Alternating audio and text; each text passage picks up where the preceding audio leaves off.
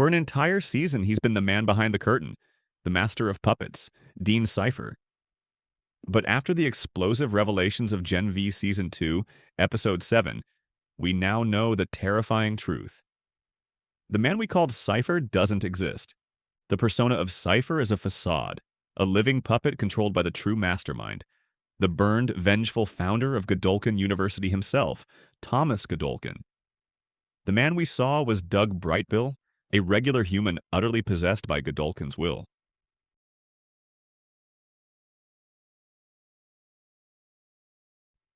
So, what is the true nature of this power? It's not simple mind control. It's something far more insidious and absolute. Telepathic biological control.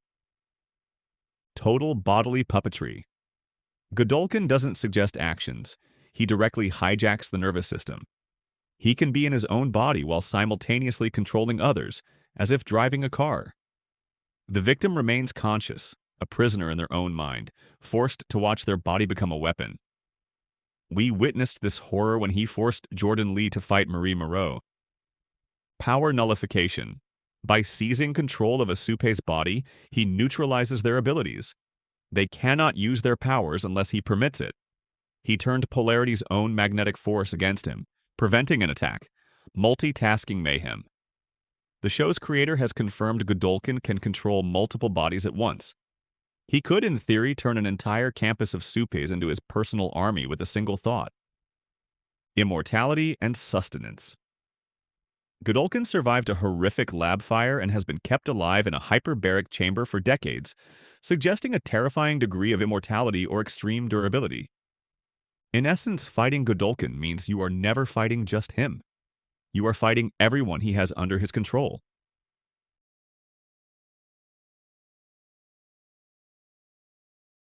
This leads to the ultimate question. Could Thomas Godolkin stop the unstoppable Homelander?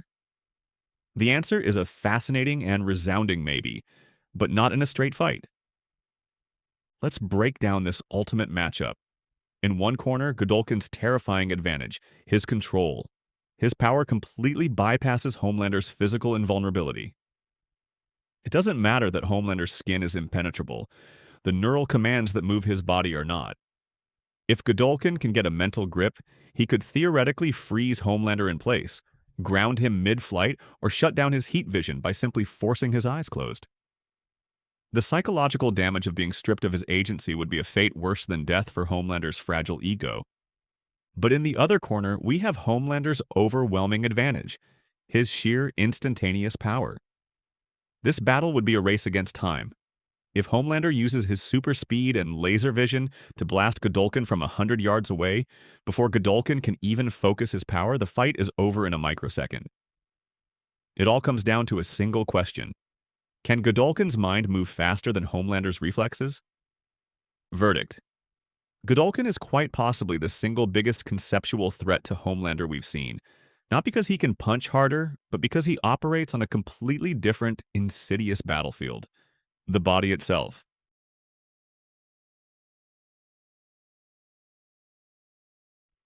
So, how do you stop a villain who can turn your own friends into weapons?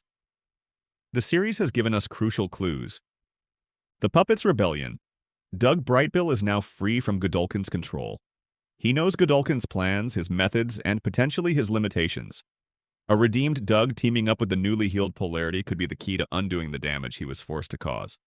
The pain feedback loop.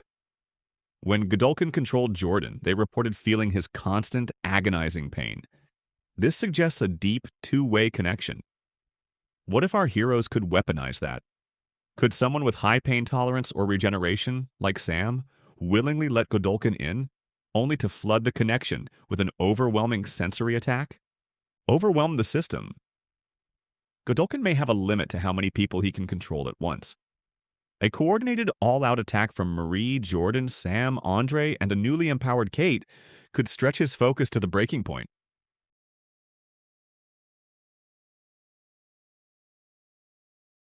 But the true key to victory lies with one person, Moreau. Stan Edgar's revelation wasn't just a character beat, it was a strategic declaration. Marie is one of only 2 successful subjects of the legendary Project Odessa. a program designed to create god-tier supes. The other was Homelander himself.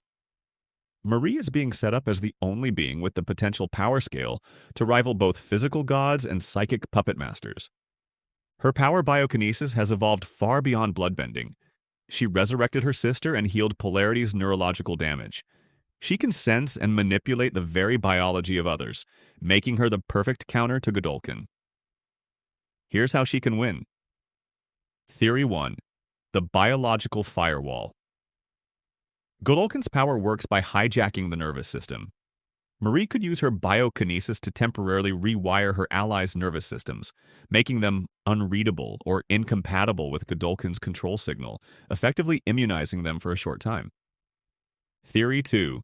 Overloading the source. We know there's a two-way connection. Marie, with her exquisite control, could pinpoint this connection and overload Godolkin's biological functions. She could flood his system with adrenaline, induce a catastrophic seizure, or disrupt the precise neural pathways he uses to project his power, causing a biological short circuit. Theory 3. The power siphon, the most radical theory. What if Marie's biokinesis allows her to interact with the source of Supe powers itself, the compound Vi in their cells? If Godolkin's power is a unique mutation of V, Marie could theoretically siphon it or deactivate it at a cellular level. She wouldn't just be stopping him, she'd be performing a powerectomy.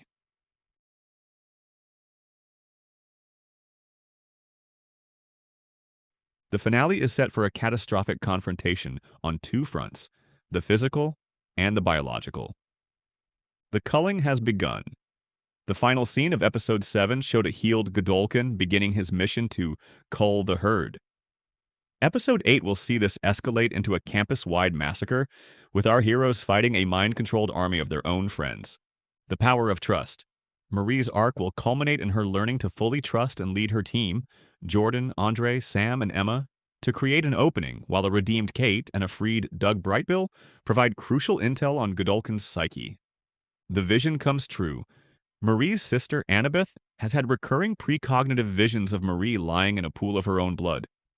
This will likely pay off not as a vision of her death, but of her ultimate sacrifice.